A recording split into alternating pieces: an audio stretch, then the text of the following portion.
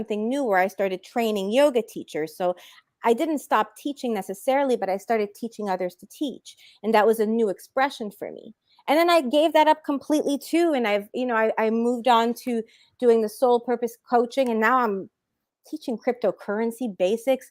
So, and I owe that to my connection to source and taking the time to do that every morning and be connected, and to the source of my life, which are the people in my life that I keep around, who we empower each other. And when we're stuck and we don't feel like that, super confident, I got it, I know who to go to, and they know who to go to. And it goes back and forth. And that is the most empowering thing ever. And I think it's one thing that's really missing a lot, that community. And also being vulnerable in community, being willing, especially if you're a leader and you're somebody who's like coaching people, to be able to, go to your community and say, damn, I'm feeling really down. I'm really stuck. I don't know what to do. That's powerful. So for me, Uh, I mean, I that's feel like that powerful. too. It is powerful. I feel like that too, because I feel like sort of like a cat in my life, where I feel like I've had so many lives in this one lifetime, and typically it's preceded by sort of a death, not necessarily of a person, but of who I was formerly. So. Sorry, of course the landscapers are here right now if you can hear that. Welcome. um but so for me it's been more or less rediscovering what's next for me. So I had my military career, and then that ended, and then after that I had a career in pro wrestling, of all things, right? And then I also had a corporate career, and each of these were like different lives of mine that I found a lot of purpose and value in. And then there was a period of my life where I felt completely lost, namely my 30s. And I was going to school and finishing my degree programs and all of that. And all of these years of school I was attending with this goal of going to work in the Securities and Exchange Commission. So all of this years of accounting and finance and all of this studying. And then I got really sick and I had to have a kidney removed, right? And I remember waking up from the surgery and going, that's not what I'm meant to be doing with my life. I don't know what it is yet, but this is not it. This is not, I'm not going to do this. I'm not going to I'm not going to I have like one more degree program, and I said I don't know if I'm going to finish that because I'm not doing that. This is not my purpose. And from that moment on, I didn't know what it was going to be, but I was open, and I was led down a path, and that path led me here. So now I realize how I serve, because once you serve in the military, you tend to have that need. It's almost like a need to continue to serve people. Mm. And I think that's one of the reasons why you join, even though I often tell people I joined because my mom wanted me to. She asked me to, but I think it's because it was already in me to be of service. I was always the good friend, the good sister, the good daughter. And then I don't know if I could say I was a good sailor. I was a good sailor, but I had more fun than sailors should have. Sailors have a lot of fun too, by the way, but I had more fun than most sailors should have while they're serving in the military. That's a story for another day. But that's But perfect. That's a great demonstration, of one of a tough time in your life. Like, yeah, if you're stuck, like, find the toughest time in your life and ask yourself, what was the purpose? What was the soul lesson there? And that will give you how to serve. Like, that's amazing. I love what you shared at the beginning, how you opened the show and you're like, this is your weekly reminder that you're awesome, that you're worth it, that you're, everything you said was so empowering.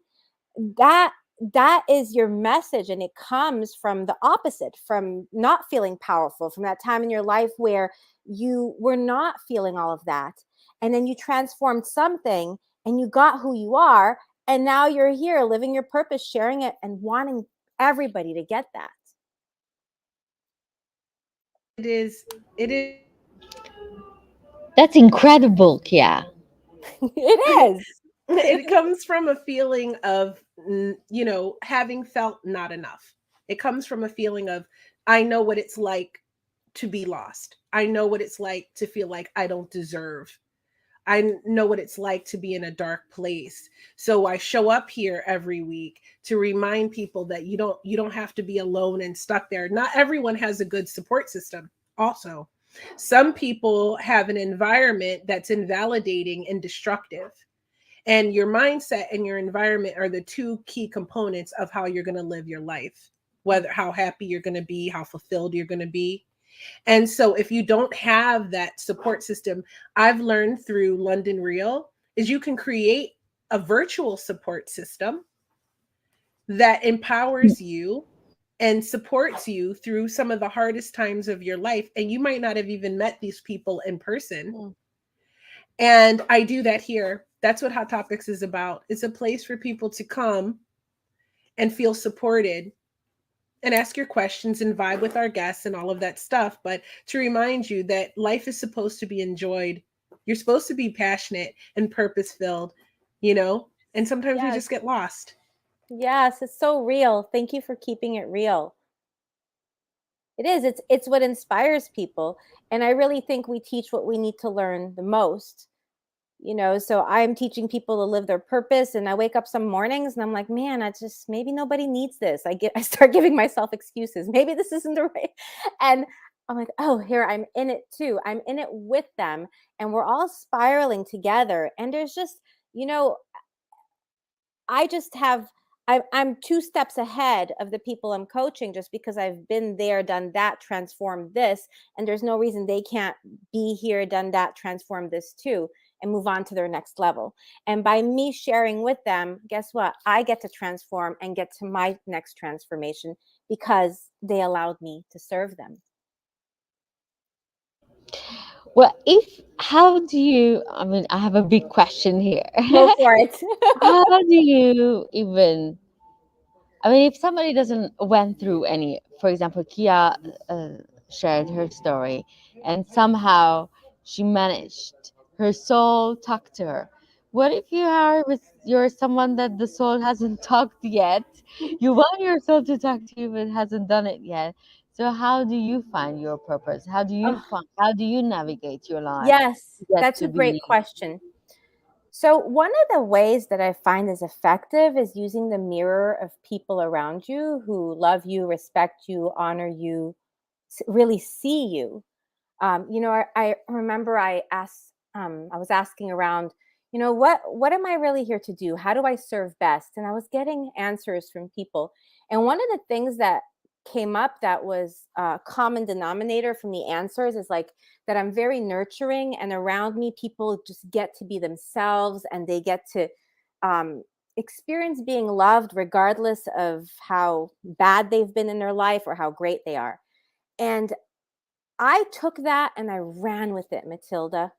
And it was something I wasn't aware of that one I could use like in my career. It's just who I am. It's how it was just like they, my community reflected back to me what my gifts were. So that's one way, is to ask the people in your life that question. I don't know how I'm supposed to serve. What do you think is my highest calling? How do you see that I'm unique in my service and what I have to provide for the world? And listen, and you'll get the answer. They can see it a lot quicker than you can, just like people can see our faults a lot quicker than we can. They can also see your gifts a lot quicker than you can. We're a And little bit. Mhm, you used serve, the mhm. word you used serve. Do you think that's the way to find your soul purpose is by looking how you can serve, or is there other ways around it?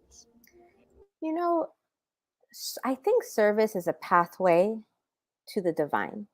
And if you ever studied yoga, yoga has 4 paths. And one of the paths is karma yoga, which is selfless service. So it's one path to be in alignment with your soul and, yeah, to discover your soul purpose. There's other pathways too. I personally think if you want to get out of this suffering and misery that's, prevalent out of being a human being on planet Earth, not just right now, but it's always been. Suffering has been just part of being human. I've found that one way out is to take my attention off of myself and to put it onto others. And the more I do that, the happier I become, the more free I become. It's my personal experience. So I haven't stopped since I figured that out. Lovely. Interesting. I mean, actually, it's a very good guidance because I never thought about it that way, about the service. But now I'm going to look at it in that direction. How can I serve people? Where is my gift that I can give to others? That's something that we teach at London Real too.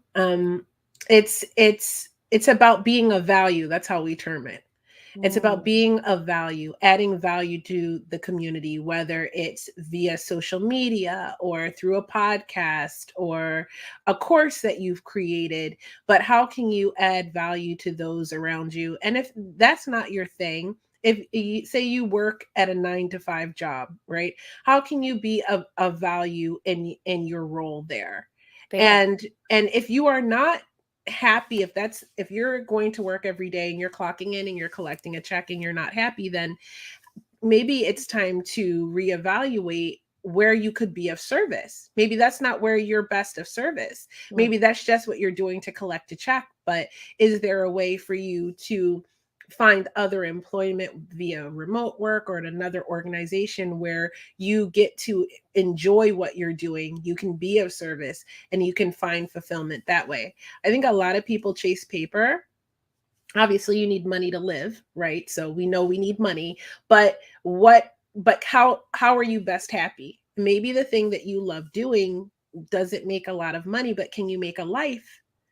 Or can you maybe if you have to collect a check, maybe you collect a check and you do the job, but you find a way to be of service through something that you have love for, as a hobby. For example, I love weddings.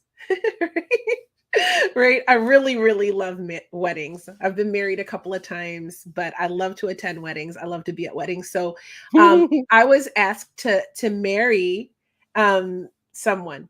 So I became an officiant. And now my hobby is marrying people. oh, So great. I like to marry people because I love to go to weddings because it's typically one of the happiest days in two people's lives, right? So I mean, it may end in divorce, but on that day, you're really happy. Hopefully.